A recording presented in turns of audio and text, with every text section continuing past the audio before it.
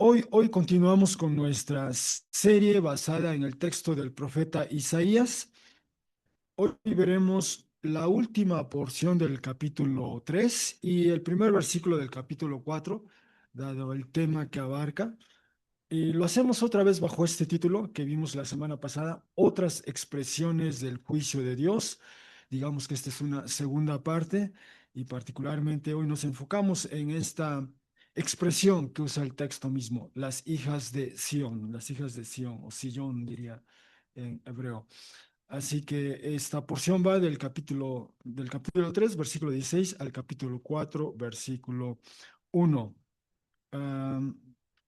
Bueno, voy a dar lectura a este texto. Yo les ofrezco esta traducción.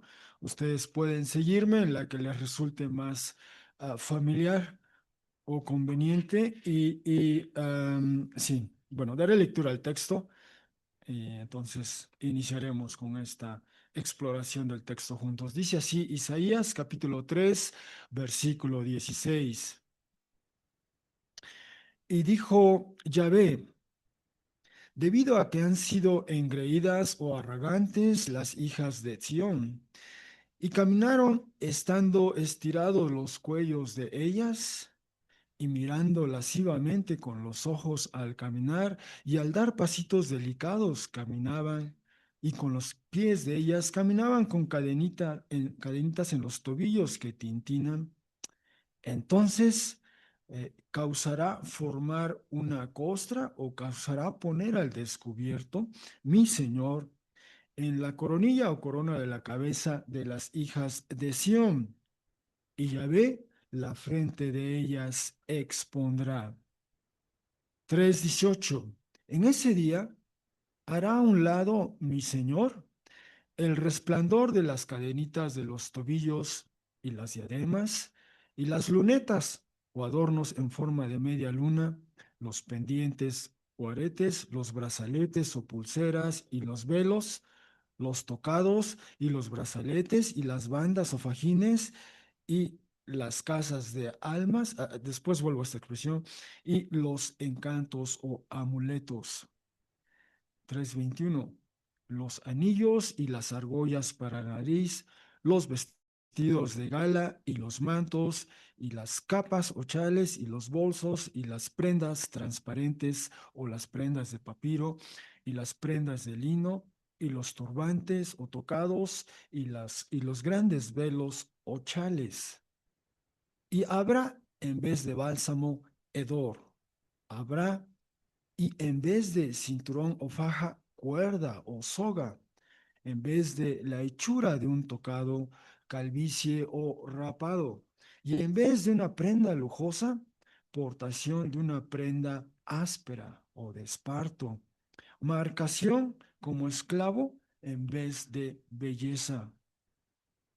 Los hombres tuyos por la espada caerán y la fuerza tuya en la guerra. Y lamentarán y estarán en duelo en las entradas de la ciudad y será evacuada. En la tierra se sentará, agarrarán 7 mujeres a un hombre en ese día al decir, por nuestro pan comeremos y nuestro mando o prenda de vestir vestiremos. Solo será invocado el nombre tuyo sobre nosotras. Llévate nuestro reproche o desgracia. Bueno, hasta aquí nuestra lectura.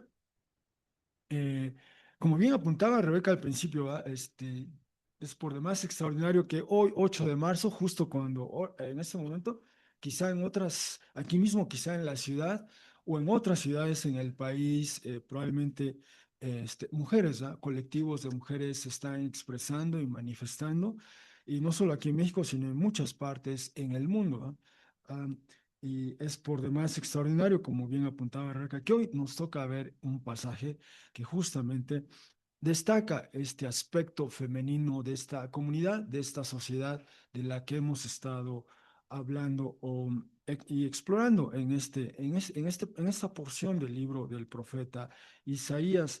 Y bueno, a propósito de ello, quisiera brevemente nada más aludir a este texto, a este libro, de hecho, que escribió una autora, una mujer inglesa, Mary Harrington. Um, eh, em, estudió literatura en la Universidad de Oxford y cuando publicó este libro en el 2023 generó, por así decirlo, una intensa conversación. Es una mujer, ella ha militado en el pasado en esta idea, si la podemos ponerlo así, del feminismo. Vivió a plenitud todas esas premisas básicas en las que descansa esta ideología, si me permiten expresarlo así, pero en algún momento algo pasó en ella, dio un viraje y este es parte de su texto, ¿ah? Está argumentando o argumentando por otro tipo de feminismo o una crítica al feminismo como ella lo percibe hoy día. De hecho, así se llama, Feminismo contra el Progreso, es el título de su libro. Y estos son solo unos extractos de este libro. Dice así, dice ella, fui criada para creer en lo que ella llama así teología del progreso, el marco más o menos religioso que gobierna mucho de la cultura moderna en Occidente. Esta teología dice que hay un lado correcto de la historia y que las cosas pueden ir mejorando para siempre. Pero un día, hace 15 años, entendí que ya no creía, debe decir, que ya no creía más en ello. Y más adelante dice, escoge cualquier tema y encontrarás que lo que parece desde un punto de vista como progreso, la mayoría de las veces parece así debido a que ignoras los costos.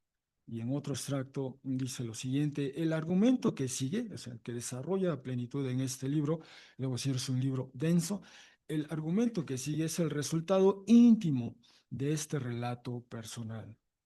A la luz de ello, si el feminismo es inseparable de la historia del progreso, parecería imposible perder la fe en el progreso sin también perder la fe en el feminismo. La solución a este problema espinoso, como explicaré, es que depende de lo que uno entienda por feminismo.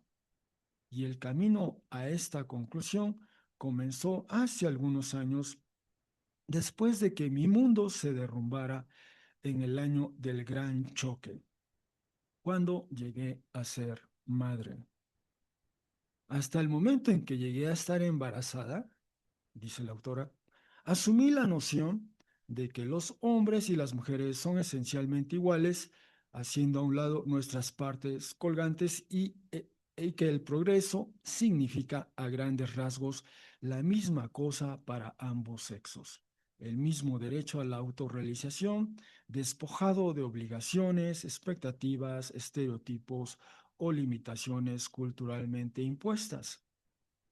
La experiencia de estar embarazada y después de ser una nueva mamá echó esto por la borda. Había aceptado sin cuestionar que los vínculos u obligaciones son solo aceptables en tanto que son opcionales y que los hombres y las mujeres pueden y deben procurar esto igualmente. Entonces pasé por la experiencia maravillosa y desorientadora de encontrar mi sentido de yo misma fusionado con el de una bebé dependiente. Y solo este último extracto. Ah, Concluí que lo que es usualmente narrado como una historia de progreso hacia la libertad e igualdad feminista puede entenderse mejor como una historia de transiciones económicas, en particular de la transición a una sociedad industrial y el efecto transformativo que ese cambio tuvo en cada aspecto de cómo los hombres y las mujeres viven, sea separados o juntos, incluyendo cómo organizamos la vida familiar. Y bueno, de ahí continúa y ella empieza a elaborar su argumento, de cómo en algún momento en su vida veía la vida, si me permiten decirlo así, y pasa por esta experiencia es decir, se casó, queda embarazada y entonces da a luz y esa experiencia con esa bebé, su bebé, hace que cambie radicalmente su perspectiva de la vida. Bueno, este, si después alguien quisiera seguir leyendo, es un texto, sí, que repito, ha generado controversia. Y debo decir aquí, ¿va? Yo me me informé o me enteré de ello a través de Rebeca y pues ella consiguió el libro y después lo leí. ¿Va? Así es como me enteré de esta postura, de este argumento. Habiendo dicho eso, hermanos, vamos a eso, a enfocarnos ahora en nuestro texto eh, hoy la última porción del capítulo 3 y brevemente, ¿va? Brevemente decir que estamos leyendo y explorando el texto del profeta Isaías. Él mismo nos da estas coordenadas, ¿va? Al inicio 1:1, Isaías 1:1 nos dice que le tocó vivir en este mundo, el mundo del antiguo cercano oriente, y ahorita tan presente, ¿va? En las noticias con todo lo que está ocurriendo hoy día en esa zona del mundo, justo en la medida en que estamos hablando ahorita, algo está pasando ahí, ¿no? Y recibimos noticias de una o de otra manera. Bueno, ese es el mundo que le tocó vivir a Isaías y además le tocó hacerlo en el siglo octavo, la segunda mitad del siglo octavo, cuando en su tiempo era el imperio neoasirio el que impuso términos y condiciones en esa región del mundo. Ah, bueno, especialmente para apreciar el pasaje de hoy, ¿no? Para apreciarlo, es bueno quizás repasar. Estamos en un segmento, en una sección del libro del profeta Isaías que comenzó en el capítulo 2. Esta convocatoria a todas las naciones, a todos los pueblos, de tener ese encuentro con Yahvé Dios, el Creador, el Librador, el Redentor. Una experiencia como en su momento la vivió, por ejemplo, Moisés, ¿no? También subió a la montaña y tuvo ese encuentro con Yahvé, y en ese encuentro habría enseñanza, habría dispensación de justicia, habría juicio, pero un efecto de ese encuentro, dice el profeta, es que aquellos pueblos o naciones ya no serían adiestradas o entrenadas en la guerra. ¿No? Por cierto, ¿no? Y en cambio, esos instrumentos bélicos como espadas y lanzas se transformarían en instrumentos para labrar la tierra. Esa es la convocatoria. Hay una nación que tiene la intención de atender esa convocatoria, pero el profeta empieza a describir a esa nación que es su nación, su pueblo, ¿eh? Y los describe.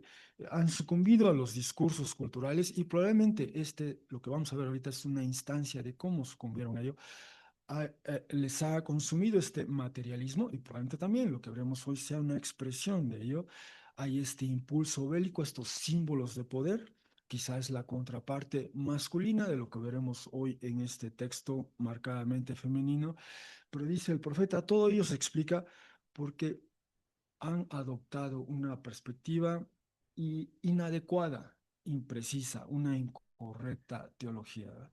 Ese es el punto. Y después, habiendo dicho eso, el profeta anticipó, ¿verdad? Ante la presencia del Señor, en ese día, dice, no hay lugar para la arrogancia o altivez de cualquier tipo y de donde provenga. ¿Verdad? No hay lugar ante la presencia. Dice, nuestro lugar es en el polvo, de hecho.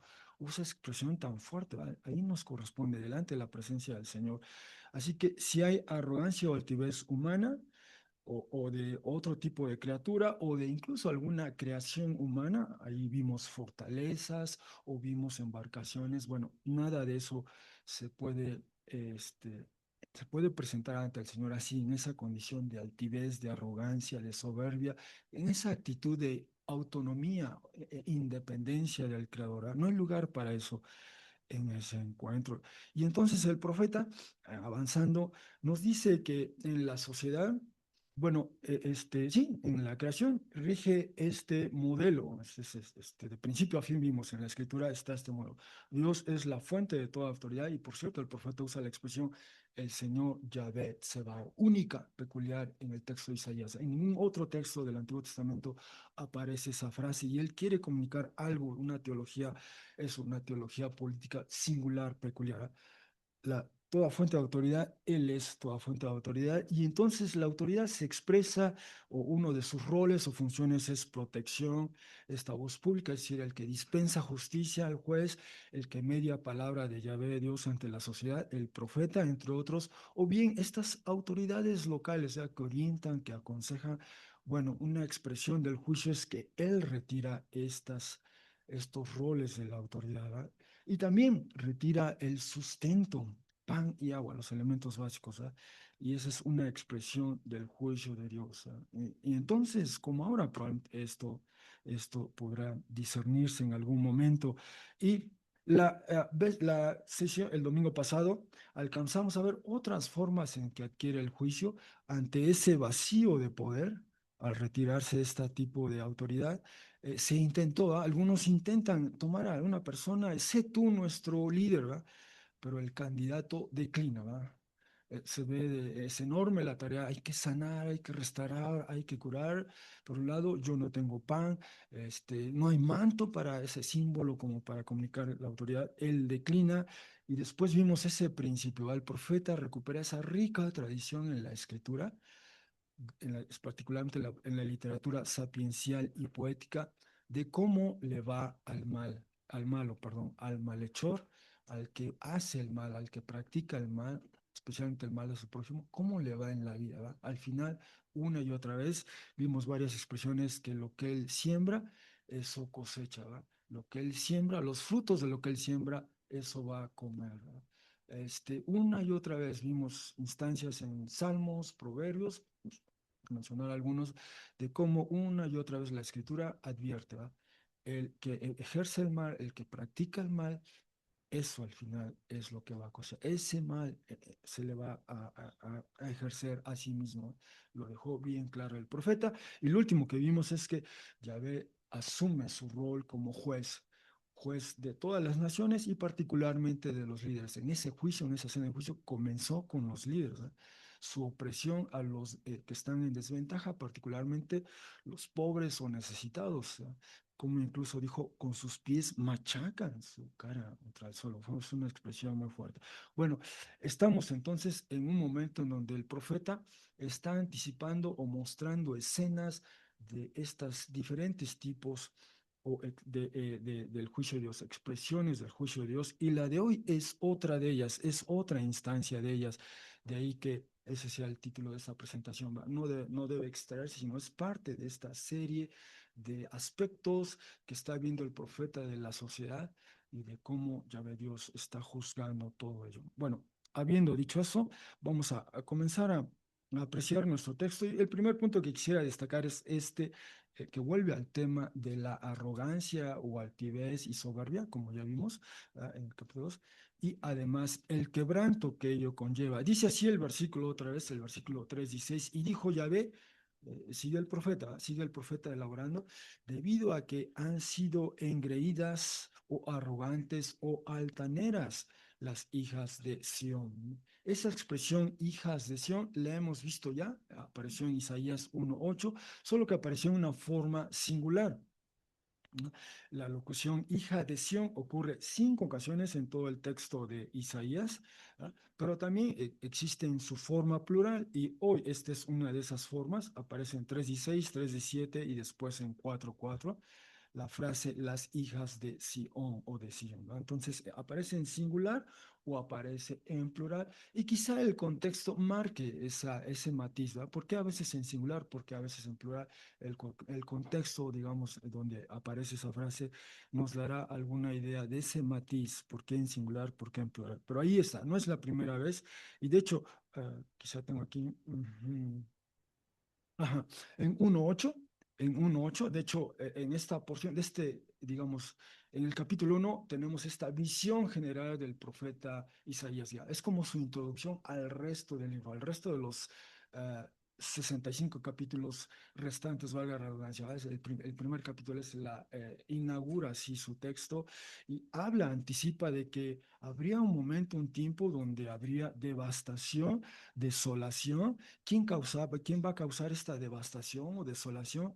Dice extraños o forasteros, ¿verdad? Se avecinaba ese juicio al pueblo, a la ciudad, al reino, se avecinaba, así que estaban advertidos y después habla de esta escena de desolación, ¿ah? Ha sido dejada o abandonada la hija de Sión, ¿verdad?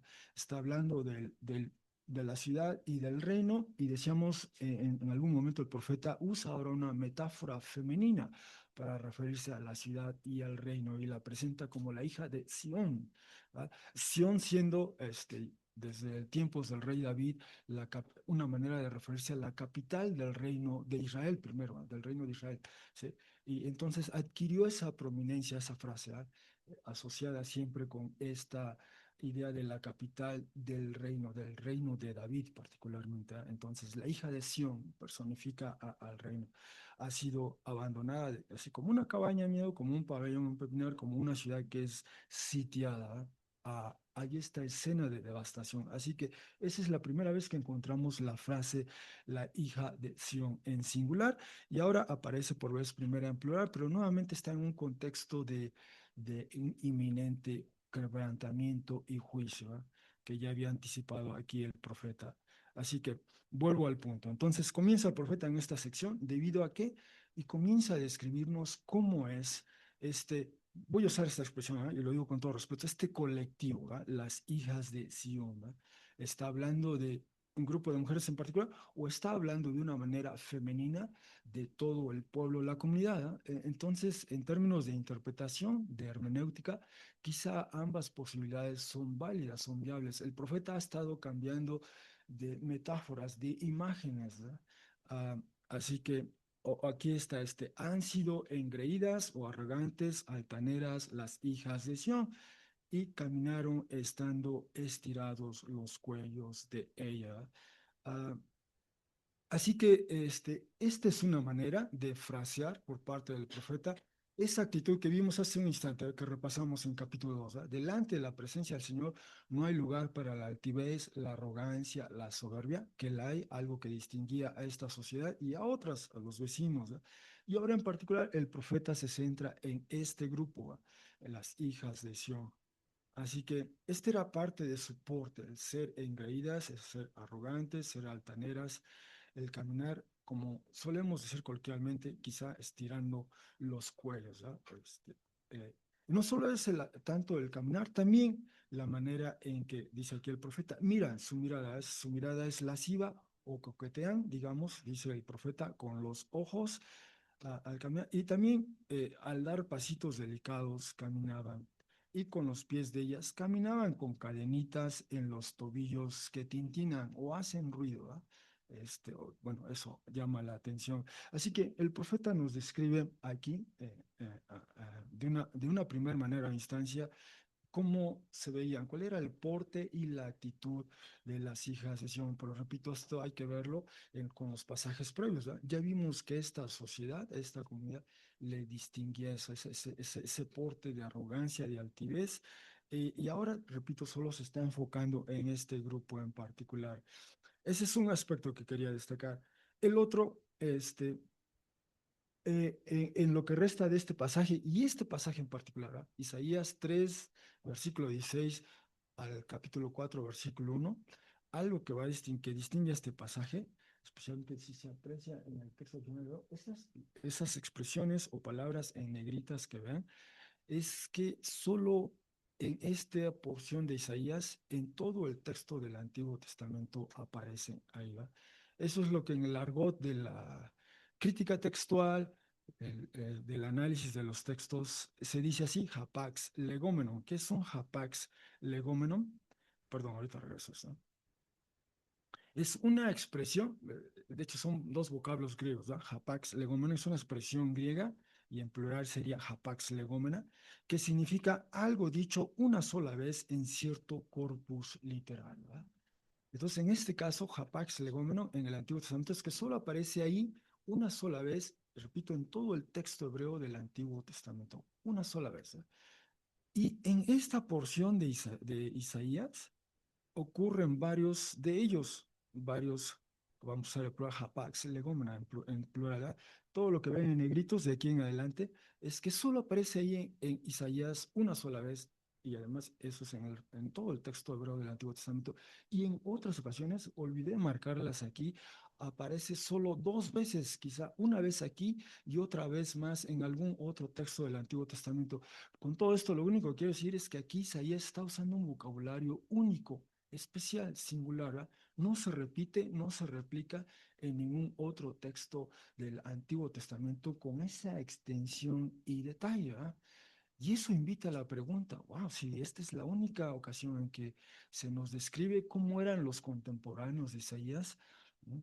¿Por qué? ¿Por qué ningún otro texto, ningún otro profeta, digamos, se toma el suficiente tiempo para detallarnos y usar ese vocabulario tan especial? Entonces, hay algo que Isaías quiere destacar, quiere resaltar, pero es único.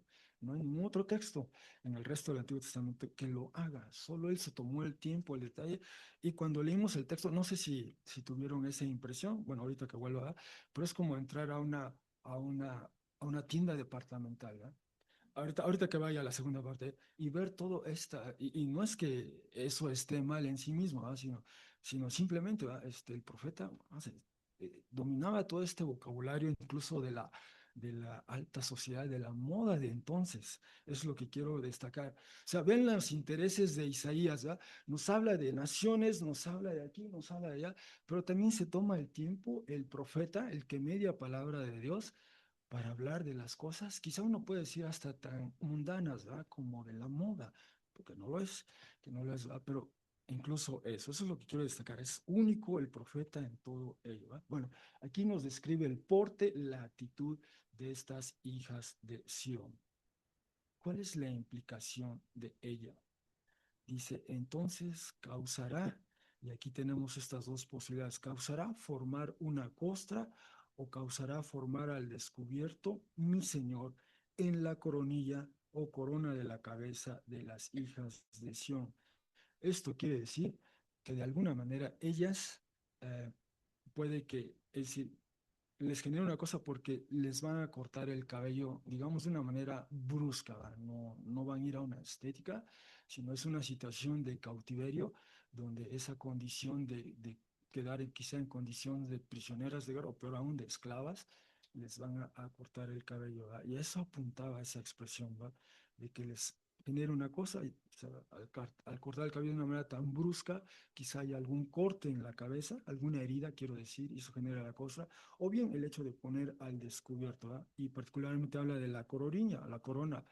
Este, Supongo que eso es humillante para todo ser humano, ¿no? Y particularmente para una mujer. Perdón, se me olvidó poner aquí una cita de la Mishnah, esta literatura rabínica, que destacaba, si algo era humillante para una mujer era que pues, perdiera su cabello, ¿verdad? Perdiera su cabello.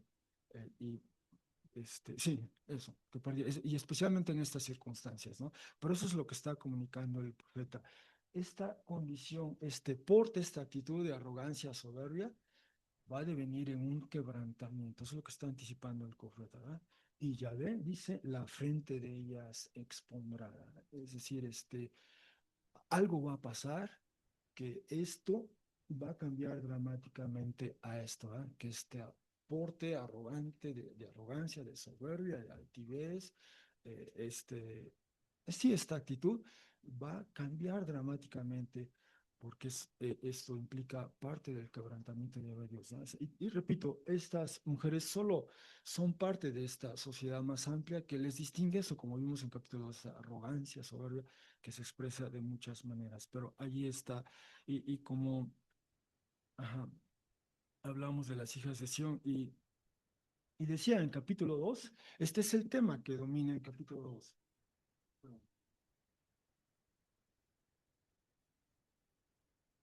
Un día, dice, pues un día por Yahvé habrá contra todo arrogante, orgulloso, o quien se exalta o se ensalza, ¿no? Contra todo lo que se eleva por sí mismo y bajo.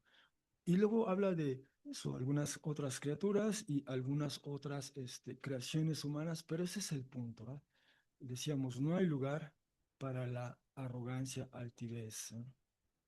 Aquí habla contra todo, arrogante u orgulloso. Y aquí el profeta simplemente está enfocándose, digo, en este grupo en particular, ¿verdad? Pero esto es un distintivo, esto es una advertencia a todos, ¿ah? No solo a las mujeres. Pero ahora el profeta está elaborando este punto. Así que en esta primera instancia, de la arrogancia pasamos al quebrantamiento. Eso es lo que está anticipando el profeta. Y entonces elabora un poco más en qué consiste este quebrantamiento. Pero antes solo quisiera decir, ¿verdad? Vamos a ver algo de la mujer en particular. Pero quisiera que tengamos en cuenta, en el principio, hombre y mujer, así dice Génesis, ¿no? En este relato de la creación, Génesis 1:26, y dijo Dios, hagamos al ser humano. Y allí usa el vocablo hebreo Adam. Adam es la categoría ontológica ser humano. Hagamos al ser humano a nuestra imagen, según nuestra semejanza, y que rija o tenga dominio en el pez del mar, en el ave de los cielos, en el animal doméstico y en toda la tierra y en todo lo que se arrastra que repta sobre la tierra. Y creó Dios al ser humano y otra vez allí el vocablo es Adam, es digamos, es la categoría ontológica Adam, ¿eh? A su imagen, a su semejanza, perdón, a su imagen, a imagen de Dios los creó, varón y fémina los creo, y aquí usa dos vocablos distintos, ¿no? Dos vocablos distintos, pero si el ser humano existe en dos modalidades únicamente, aquí en Génesis 1:27 nos dice es varón y fémina, hombre o mujer, solo esas dos. ¿No? Y los bendijo Dios, está hablando en plural a ambos, al ser humano, a estas dos expresiones del ser humano, que es el hombre y la mujer, los bendijo y dijo a ellos, sean fructíferos, lleguen a ser numerosos y llenen la tierra y domínenla y rijan o tengan dominio en el pez del mar, en el ave de los cielos y en todo animal silvestre que repta sobre la tierra. Solo quisiera reiterar a que Génesis, bueno, todo el texto bíblico inicia con esta vocación conjunta para el ser humano en su modalidad hombre y mujer. Ambos son llamados a multiplicarse, ambos son llamados a ser comunidad, ambos son llamados a dominar o regir la tierra, ambos son llamados a tener dominio sobre la creación, a ser mayordomos de la creación. Es una vocación conjunta. Así inicia el texto bíblico, así inicia Génesis 1, y eso marca al resto de la escritura. En el resto de la escritura vemos cómo es vocación conjunta, después en Génesis 2 hay una expresión puntual de ello, algo pasa ahí e introduce por ese desafío al creador una simetría en esta relación, y el resto del texto lo que nos muestra es cómo los efectos de esa simetría, pero también cómo está obrando ya Dios para revertir esa asimetría.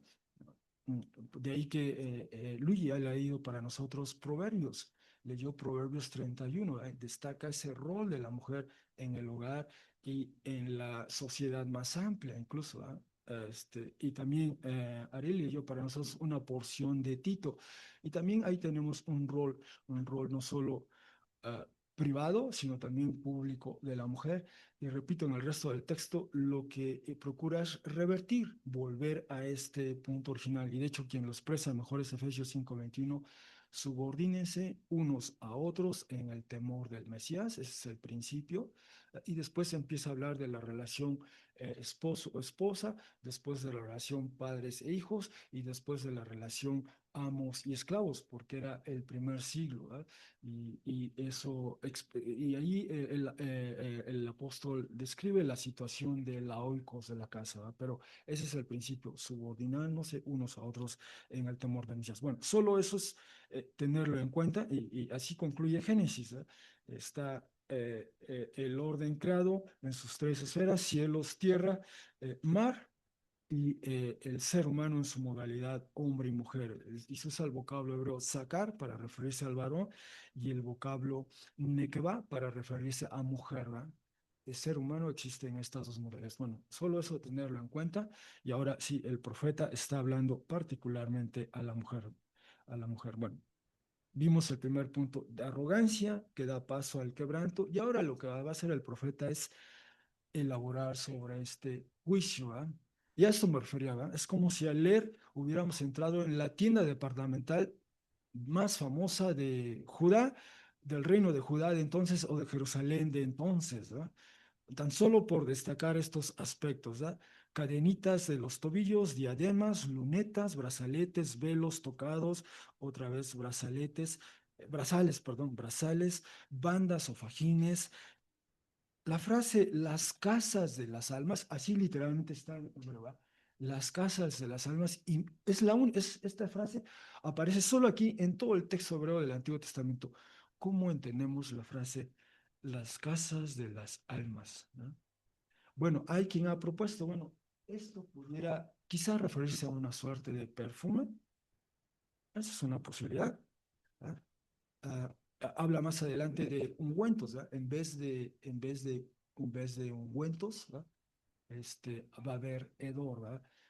Pero no necesariamente, no exclusivamente quiere, eso puede significar un perfume, quizá puede significar otra cosa, y por eso la puse así, ¿verdad? Literalmente en hebreo dice las casas de las almas. ¿Qué serán las casas de las almas, ¿verdad? Esa es una gran interrogante, solo aparece ahí en todo el texto del hebreo del Antiguo Testamento. ¿Cómo sabemos cuál es el significado? Si es la única vez que aparece ahí, ¿verdad?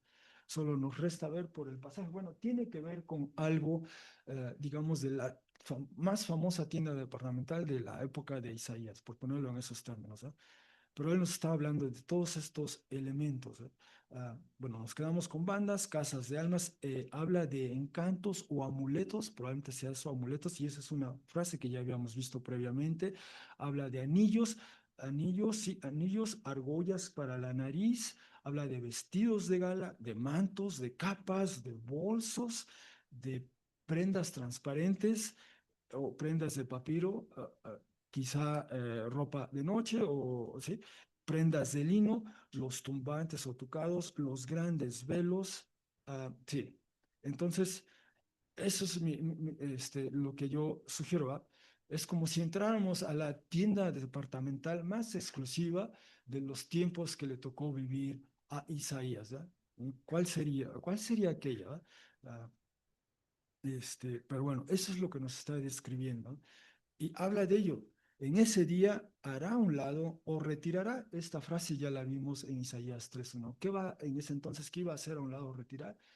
Todo tipo de autoridad, digamos, ¿eh? Y todo tipo de sustento básico. Ahora va a retirar esto, todo esto, ¿eh? Que estamos viendo. No va a haber lugar, ya no va a haber una tienda departamental tan exclusiva como esta que nos describe el profeta. Y repito, comienza a hacer este detalle. Ajá. Perdón. O comienza a hacer, digamos, esta lista o inventario, ¿no? De todos estos elementos. Y, y quizá no se aprecia un orden, es decir, no los agrupa, digamos, todo lo que tiene que ver con la cabeza, todo lo que tiene que ver con, no sé, el cuerpo, todo lo que tiene que ver o con los pies, los va mezclando unos a otros, ¿verdad? Habla, repito, resplandor de las cadenitas en los tobillos, esa era la moda de entonces, y quizás las modas las vemos de vez en cuando acá, quizá vuelven en nuestro tiempo, ¿va? Pero había que portar entonces, ¿va? Las mujeres, quienes podían portar estas cadenitas en los tobillos, hay diademas, lunetas o adornos en forma de media luna, los pendientes, los aretes, los brazaletes, los velos, los tocados, otra vez brazales, bandas, y repito, casas de las almas.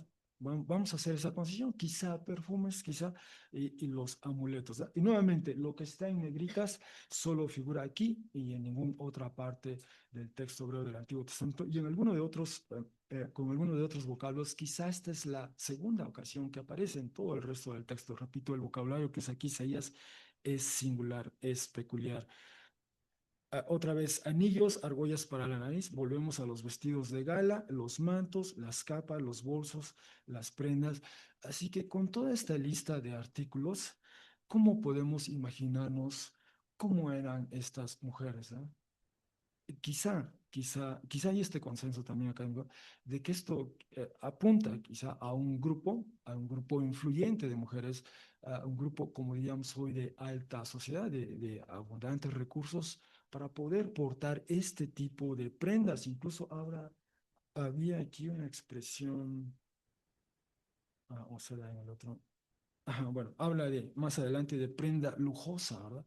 Prenda lujosa, pero en sí, este. Bueno, esa es una posibilidad, ¿ah? Es una posibilidad. Desde luego, el que alguien tenga un velo, pues puede ser de distintas calidades, ¿ah? Así que, pero en otras palabras, el profeta nos describe los usos, los costumbres, digamos, el estilo de vida, lo que estaba en boga, lo que estaba de moda en ese tiempo en su sociedad, particularmente con las mujeres, ¿eh? Y toda esta indumentaria, todo esto que era parte del guardarropa, si me permiten decirlo así, de una mujer, o de estas mujeres que él describe, eran sus elementos para expresar esto, ¿eh? perdonen que haga este regreso a esto que vimos al principio. Ah, la manera en que expresaban esta actitud, este porte de ser engreídas, de caminar con los cuellos estirados, de incluso ser lascivas en con su mirada, de dar estos pasitos, de caminar con cadenitas. ¿Ya? Ahora el profeta expande esto que resumió, sintetizó, ¿va? Expande y simplemente que en sí mismo, digamos, un chal o un anillo no tiene nada de malo, ¿va? Pero la actitud, el porte, la intención, digamos, eso es lo que está destacando el profeta, ¿verdad? Y así como en el texto previo, perdón que regrese, así como en el texto previo habla primero de esta arrogancia soberbia en todo ser humano, ¿verdad? ¿Y cómo se expresa a veces esto? Este, las fortalezas que construyen, especialmente los ejércitos o las embarcaciones de los comerciantes o digamos empresarios de la época, ¿ah? Ah, ah, o habla también de pensé que aquí aparecía. Ujú. Bueno, en algún momento vimos estos símbolos de poder, ¿ah? Es decir, estos carruajes de guerra o estos carros tirados por caballos, ¿ah? Que se utilizaban en la guerra. Bueno, digamos, si ese es algo que distingue a un sector, al sector masculino de la sociedad, bueno, ahora estamos viendo la contraparte femenina hasta cierto punto, pero en esencia el principio es este, ¿ah? El principio, ¿qué expresa, qué comunica a los demás? Es mis símbolos de poder, como decía el pasaje previo a mis símbolos de poder, o mis obras, como mis fortalezas, mis embarcaciones, donde yo comunico esto me da seguridad, esto me da prosperidad. Bueno, ese sería el equivalente, es el equivalente de lo que está haciendo el profeta, y perdonen que haga esto, en este caso, con todos estos elementos, ¿no? Es decir, esto que se porta con miras a comunicar algo, ¿verdad? Y lo que está destacando aquí el profeta es ese porte, esa actitud, ¿verdad? No tanto en sí que esté mal el que alguien, no sé, use un velo, ¿verdad? O use un arete. En otros relatos de la escritura, es decir, alguien lo porta y no por portar eso es censurada, ¿verdad? Uno de los casos que se viene a la mente, cuando Jacob y Rebeca tienen ese encuentro alrededor de un pozo. Perdón, no, no es Rebeca, digo, no es Jacob, sí es Rebeca, pero es el amo de Abraham, ¿eh? El amo de Abraham, ¿verdad? En ese pozo y ve cómo le está guiando el Señor y qué es lo que hace, inmediatamente le da algunas de estas plantas, le da, por ejemplo, de estos, vimos aquí, argollas para la nariz, ¿verdad? Era la moda de entonces, en algunos lugares puede que todavía sea la moda, y lo porta ella, y también, digo, otros elementos de joyería, y en sí no había censura, ¿ah? Y aquí lo que quisiera destacar es eso, ¿ah? No se está censurando que alguien porte un anillo o que tenga un bolso, sino, es decir, esto se tiene que ver en el marco más amplio del texto inmediato y anterior, ¿verdad? Hay esta censura, dice, un día habrá contra todo arrogancia o todo a quien se presenta así como arrogante, soberbio, altivez. Si esa es la actitud, si eso marca cómo usamos todos estos objetos o elementos, ¿no? Ese es lo que está ahí destacando el profeta. Quisiera que se apreciara eso, o por lo menos yo argumento que esto es lo que está comunicando aquí el profeta, ¿no? Así que hemos visto pues hicimos este recorrido por la tienda departamental, digamos, más lujosa de entonces, del profeta. ¿Y qué va a pasar? ¿No? ¿Qué va a pasar ante lo que ha dicho él? Dice, y habrá, en vez de bálsamo, ahora sí, en vez de esta sustancia aromática, agradable, va a haber hedor, ¿no? Es el hedor que deja, la estela de hedor que deja la guerra, la invasión, la devastación, ¿no? La muerte, por lo tanto. Habrá, y en vez de cinturón o faja, ¿va? Esta prenda que también es ornamental, bueno, en vez de eso va a haber una cuerda o soga, ¿va? Queda uno en condición de prisionero de guerra, pero a un esclavo, y se le lleva a uno, ¿va? En vez de hechura de un tocado, ¿ah?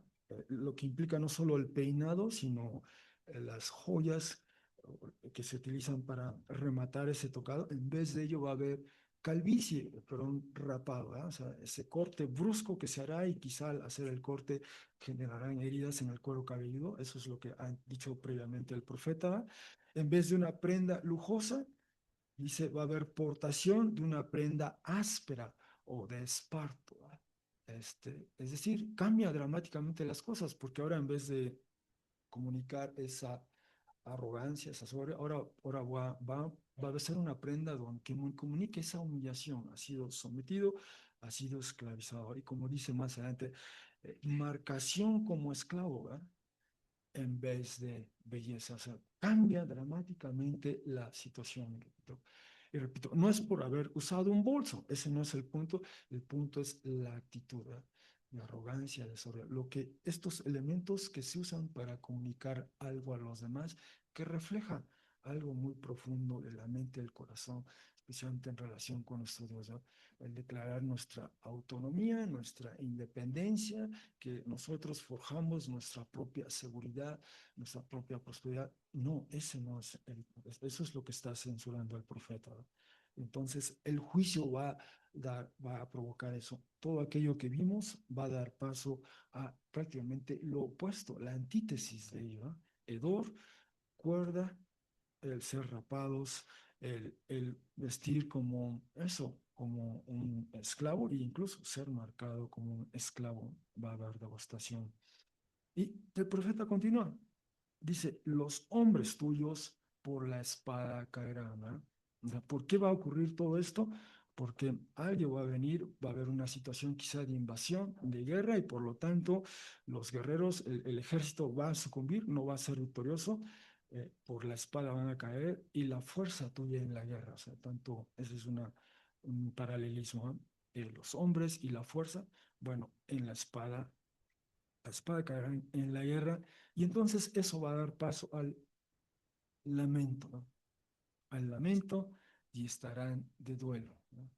Entonces, ese es el contraste agudo que está marcando el profeta, de estar en una posición de arrogancia, de altivez, de caminar con el cuello así, dice el profeta estirado, ahora es lamentar, es estar en duelo allí en las entradas de la ciudad y dice, será evacuada, y probablemente esta es una alusión a será evacuada la ciudad, será devastada, será arrasada. Eso es lo que comunica, ese es un mensaje muy fuerte de juicio, pero ya el profeta lo había anticipado, ¿eh? Nuevamente vuelvo al texto, ¿eh? Está hablando de devastación por extraños, ¿eh? Y otra vez la metáfora de la hija que ha quedado, la hija de Sión, que ha quedado desolada, abandonada, ¿eh? A consecuencia de esa devastación. Es decir, el profeta, en otras palabras, vuelve al tema, vuelve desde otro ángulo y ahora lo amplía, lo magnifica, pero está hablando de su tiempo, de sus contemporáneos, de la condición de sus contemporáneos. Y habiendo dicho eso, entonces dice el profeta, en la tierra se sentará. Y aquí observemos, ¿no? Como, perdón que haga esto, dice, está hablando el profeta, tiene esta ambivalencia en el texto, habla del grupo de forma plural y en singular, ¿eh? Aquí habla de lamentará, es un grupo, el verbo está conjugado de una manera plural, y luego habla de será evacuada, vuelve a lo singular, y otra vez vuelve aquí, en la tierra se sentará, singular, ¿va? Entonces habla de las hijas, y uno puede decir la hija, las hijas y las hijas de Sión, ¿va? De una manera implícita o tácita, está usando ambas expresiones. Y entonces, a través de lo singular, vas a lo plural, en la tierra se sentará y dice agarrarán, habla en plural, agarrarán 7 mujeres a un hombre ese día. Bueno, esa expresión, si bien el verbo en hebreo es distinto, esa expresión ya la habíamos visto antes, ¿no? Agarrará un hombre al hermano de ella. ¿Cuál era la intención en ese momento? Pues queremos que tú gobiernes sobre nosotros, ¿eh? Y el candidato declina, ese fue el tema de la semana pasada. Y ahora ellas, 7, agarran otra vez a un hombre en ese día y ¿qué le dicen? Bueno, por nuestro pan comeremos y nuestro manto vestiremos, ¿va? O sea, este alimento o sustento y vestido, eso lo tenemos nosotras, digamos. Dice, solo será invocado el nombre tuyo sobre nosotras. Y particularmente, ¿qué quieren con ello? Que se lleve el reproche por la desgracia, ¿verdad? Que simule por lo menos que él se lleva ese reproche, es decir, que simule que no están en condición de viudez, ¿verdad? Porque ahora están, perdón, ahora están lamentando, están de duelo, ¿ah? Ha pasado algo terrible en la ciudad, han muerto los guerreros, los soldados, hay quienes están en condición de viudez y por lo tanto solo quieren que eso no marque, no exacerbe pues la condición de humillación y quebranto en la que se encuentran. Repito, esto es muy parecido a lo que vimos la semana pasada, otra vez los elementos de pan y vestimenta. En el pasaje previo, el elemento del pan y vestimenta, dice, esa persona a la que quieren hacer autoridad, él dice, en la casa mía no hay pan y no hay manto o capa, ¿verdad? Y además de que se dio cuenta, la tarea es enorme, es gigantesca, hay que curar, hay que rehacer, hay que reconstruir, y yo no puedo, no estoy a la altura de eso y declino, ¿eh? Ahora, estas mujeres usan estas mismas expresiones, pan y manto, y lo único que desean es no verse en esta condición de viudez, ¿no? Y de hecho, eso es algo que había destacado previamente el profeta en 1:17. En esta serie de imperativos, repito, en capítulo 1, él da un mensaje que es como la introducción a todo el resto del libro de Isaías. Y aquí hay una serie de imperativos y uno de ellos, el último, es luchen o esfuercen, o mejor aún, argumenten o disputen el caso por la vida, vean por la vida, ¿no? Y esto es lo que estas mujeres desean. Tenemos pan, bueno, algo de pan, algo de vestimenta, y solo llévate nuestro reproche, ¿verdad? Que no se exacerbe la condición de ellas por su viudez misma. Es lo que quieren, digamos, un alivio, una expiación, en otras palabras, de esa circunstancia y condición en la que se encuentran. Um, Así que en conclusión, hermanos, hermanas, el profeta continúa elaborando sobre otras expresiones del juicio de Dios y esta vez aborda al grupo, o si me permiten decir, al colectivo denominado las hijas de Sión, ¿no? La frase en singular había figurado ya en Isaías 1:8 a manera de metáfora de la ciudad reina y la devastación que se avecinaba. Ahora bien, el profeta destaca un aspecto que ha sido recurrente en su mensaje, la altivez del ser humano o cualquier otra criatura, y esta ocasión describe en detalle la forma que esta altivez adquiere en el porte y vestuario de las hijas de Sión. Y quizá esto es un reflejo de esas voces de los vecinos, ¿verdad? Así comenzó el capítulo 2. El profeta describe, ustedes le prestan más atención a sus vecinos del este y del oeste, ¿no? Y por lo tanto hay esa inclinación suya, el materialismo, el consumismo y estos símbolos de poder. Bueno, esta es una expresión particular de ello, muy probablemente. Y a la altivez humana, femenina en este caso, sigue el quebranto y juicio, que da paso a un deseo de expiación colectiva, ¿no? ¿Quién se va a llevar nuestra afrenta, nuestra desgracia? ¿Quién va la pena, lamento, ¿no? Bueno, habiendo dicho eso, quizá algunas implicaciones de lo que hemos visto en este pasaje son estas, ¿no? Primero, ¿qué criterios dictan nuestra manera de ser y de vivir, ¿no? Repito, el problema no era tener un bolso o un arete, sino la actitud y el porte que a través de ello queríamos comunicar, ¿no? Eso describe el poeta. ¿Qué criterios hoy día dictan nuestra manera de ser y vivir? ¿Qué comunica nuestro estilo de vida a los demás, ¿no? Cuando alguien nos observa a nosotros, ¿qué infieren de ello, ¿no? ¿Qué estamos anunciando, comunicando, ¿no? Aquí el profeta quizás se sentó y solo se puso a observar, ¿no? Se puso, estaba por ahí, se puso a observar a en este caso a sus contemporáneos, ¿no? Y tomó nota de ello. ¿Qué están comunicando? ¿Qué dicen con ello? ¿No? Y otra pregunta es esta: ¿hemos llegado a vivir esta secuencia que describe el poeta? Altivez, a lo que le sigue el quebranto, juicio y expiación. Podemos también preguntarnos esto, quizá. ¿Hemos ya acudido a Jesús? Jesús en Apocalipsis 1:5 se nos presenta, además de Mesías, como el gobernante de los reyes de la tierra. quien nos ama y nos liberó de nuestros pecados por su sangre. Él es como si nos podemos agarrar de Él y decirle que se lleve nuestra afrenta, ¿no? Jesús puede hacerlo. Jesús puede hacerlo. Bueno, gracias hermanos por su atención.